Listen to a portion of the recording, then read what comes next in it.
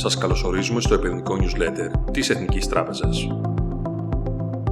Εταιρικά αποτελέσματα και οι εξελίξεις στη Μέση Ανατολή παραμένουν στο επίκεντρο του ενδιαφέροντος των επενδυτών.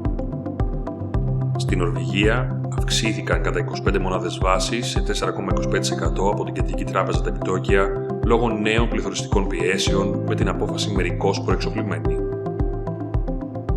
Στην Ευρωζώνη, αμετάβλητα τα επιτόκια το προηγούμενο διάστημα από τις κεντρικές τράπεζες Ευρωζώνης και του Ηνωμένου Βασιλείου, αν και όσο διατηρούνται υψηλότερα οι τιμές πετρελαίου και φυσικού αερίου, αυξάνεται το ενδεχόμενο ανόδου τους. Στις Ηνωμένες Πολιτείες Αμερικής, άνοδος κατά 2% τριμηνιαία ετησιοποιημένα για το πραγματικό ΑΕΠ στο πρώτο τρίμηνο του 2026, με σημαντικές στρεβλώσεις στις επιμέρους κατηγορίες δαπανών, σχετιζόμενες και με τη δεσμολογική πολιτική.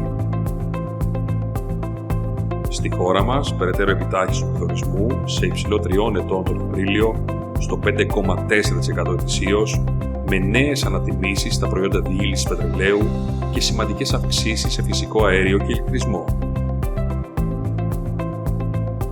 Την ίδια στιγμή, οριακή μείωση του δείκτη οικονομικού κλίματος για δεύτερο συνεχόμενο μήνα τον Απρίλιο, εν μέσω αυξημένης αβεβαιότητας, με ενίσχυση ωστόσο της εμπιστοσύνης σε κατασκευές και λιανικό εμπόριο. Αναφορικά με την εικόνα που παρουσιάζουν βασικοί χρηματιστηριακοί δείκτες από την αρχή του έτους, ο δείκτης S&P 500 βρίσκεται στο 6,7%, ο δείκτης DAX στο μείον 2,5%, ο γενικός δείκτης του ελληνικού χρηματιστηρίου στο συν 1,2% και ο δείκτης Nikkei στο 6,8%. Συνεχίζοντας με την εικόνα των χρηματιστηρίων για την προηγούμενη εβδομάδα, υψηλότερα οι κύριοι μετοχικοί δείκτες εν μέσω ισχυρών εταιρικών αποτελεσμάτων και εστιών αισιοδοξίας των επενδυτών για διπλωματική πρόοδο στο μέτωπο ΗΠΑ και Ιράν.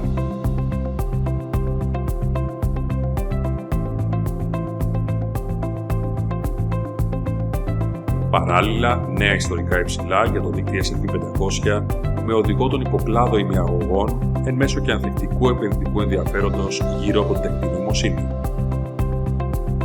Στην εικόνα των κρατικών ομολόγων, μεικτές και ήπιες μεταβολές για τα ονομαστικά επιτόκια, με συρρήκτωση των περιθωρίων στην περιφέρεια της Ευρωζώνης, εν μέσω και κατά τη βελτιωμένου επενδυτικού κλίματος.